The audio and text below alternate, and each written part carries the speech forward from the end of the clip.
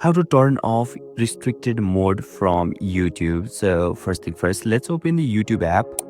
And now you can see there is you option or profile option at the bottom right corner of this home page. So just tap on you option, and now you can see there is settings icon at the top right corner of this section. So just tap on settings, and finally you'll be able to see a general option in here at very top. So just tap on general option now, and finally you will be able to see restricted mode.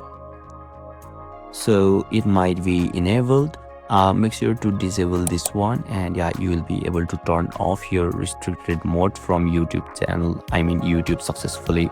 So this is how, and this is the process to turn off your restricted mode from YouTube. And if you still encounter any issue during this process, feel free to leave a comment and I'll be happy to assist you. Thank you for watching, and I'll see you next time.